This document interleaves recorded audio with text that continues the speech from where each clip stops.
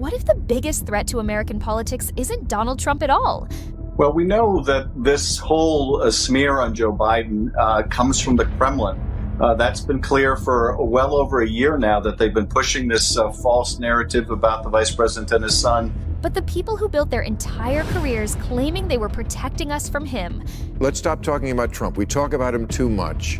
We want to tell people what we're going to do for them. Healthcare, environment, those kind of issues.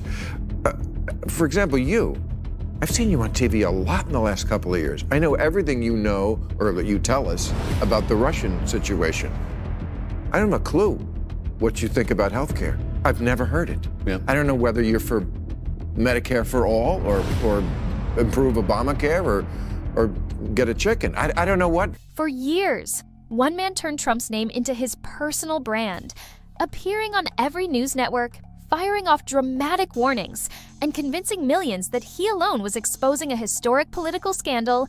But what happens when that crusade goes too far, and the truth starts pointing back at him instead? I was always of the opinion, number one, that the Office of Legal Counsel opinion that you can't indict a sitting president was wrong. Oh, good. That, in fact, you can indict a sitting president. I think there are prudential reasons not to try someone who's the President of the United States, but particularly when there's any risk of the statute of limitations running. If the president commits a crime, they should be indicted, and you should stay prosecution. So, But frankly, I had no expectation that that would be the course Mueller would take, even if the evidence supported it, because he is fundamentally conservative. And I don't mean left-right conservative, but he was going to follow the established policy. He was not going to make new ground. So I didn't think it was realistic to expect that he would indict the president. And those that did, I think, were unrealistic in their expectations. Adam Schiff's obsession didn't start with dramatic speeches or viral headlines.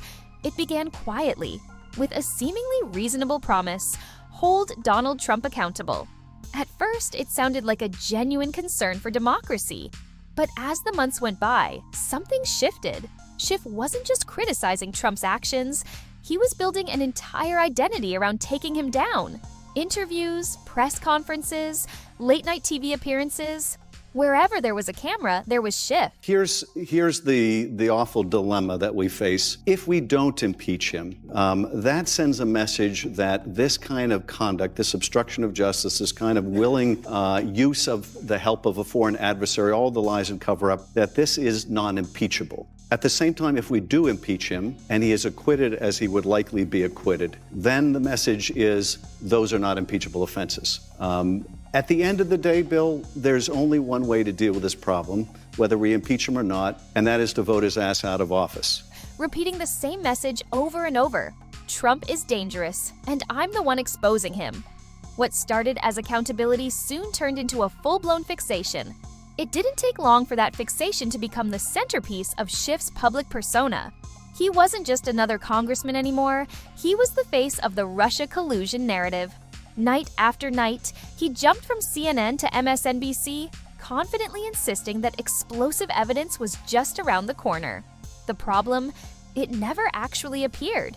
Even Bill Maher, hardly a Trump supporter, called it out, bluntly saying Schiff looked less like a watchdog and more like a full-time Trump stalker. At that point, it was no longer about presenting facts. It was about feeding an audience that craved outrage. The real turning point came with the release of the Mueller Report. After years of endless hype, breathless headlines, and non-stop cable news speculation, many expected a bombshell that would finally justify Schiff's relentless campaign. Instead, there was nothing. No smoking gun, no criminal indictment, no proof of the grand conspiracy he'd promised. But instead of stepping back or reassessing the narrative, Schiff doubled down. He went right back on television, insisting the truth had simply been hidden and that more investigations were needed. In other words, the facts didn't matter. The storyline did, but that was only the beginning. With the Russia narrative losing steam, Schiff made a quiet but calculated pivot. He shifted from claiming Trump had colluded to insisting he should be impeached. It didn't matter that the evidence was thin. What mattered was keeping the momentum and the cameras focused on him. Impeachment became less about justice and more about political theater. Every interview included dramatic language, urgent threats, and dire warnings about the future of the country. But behind the grand speeches, one thing became clear. Schiff wasn't chasing the truth. He was chasing headlines. Yet the biggest twist was still to come. John Paul, we know that your life has been turned absolutely upside down because you were accused of spreading Russian disinformation. Tell us about the last few years and what led you to file this lawsuit. Good morning, Carly. Thanks for having me on the show. Well, the last couple of years have been pretty tough.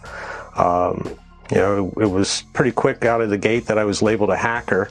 And then after Adam Schiff and 51 intelligence experts decided to pen a letter and tell the rest of the American people I was a Russian asset, things have kind of gone downhill from there. Then came the Hunter Biden laptop scandal. And suddenly, the roles flipped. The same politician who preached nonstop about transparency and accountability instantly dismissed the story as nothing more than Russian disinformation. No investigation, no questions, just a flat-out denial. Rumors suggest Schiff didn't merely ignore the allegations. He actively worked to discredit anyone who tried to report on them. It's been said that he pressured media outlets and leaned on intelligence officials to paint the laptop story as a foreign hoax. The irony? After years of demanding accountability from his political rivals, Schiff refused to even consider it when the spotlight turned to his own side. And what happened next would shock everyone. Instead of investigating the laptop or letting the facts speak for themselves, Schiff went on national TV and labeled the whistleblower, John Paul MacIsaac, a Russian asset. No proof, no hesitation, just a blunt accusation that instantly ruined the man's reputation.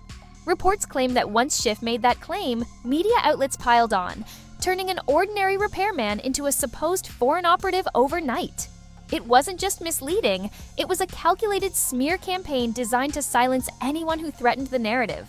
Schiff didn't just bend the truth, he twisted it to protect his party's golden boy. But this story isn't just about one politician. Zoom out, and the picture becomes even darker. Adam Schiff is just one example of a much bigger problem in American politics. Leaders who care more about defeating the other side than actually serving the country. They twist every issue through a partisan lens, weaponize scandals when it benefits them, and suddenly go silent when the truth hits too close to home. And the worst part? They've convinced millions of people to play along. Fans cheer when their side lands a hit, even if it means ignoring facts or destroying innocent people. America isn't being torn apart by one politician. It's being drained by an entire system of partisan operators who thrive on outrage and division. Maybe the real danger isn't one man at all, but the politicians who built their entire careers convincing us that one man is the problem.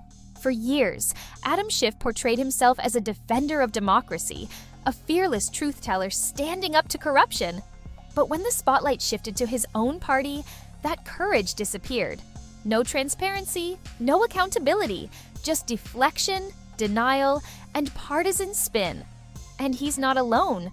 From both sides of the aisle, we're watching the rise of leaders who care more about winning than telling the truth. If all they can offer is fear of the other side, what exactly are they offering the American people? It might be time to stop following the loudest voices and start demanding leaders who value honesty over headlines. Because if we keep rewarding political theater, we'll keep getting politicians who treat our country like a stage.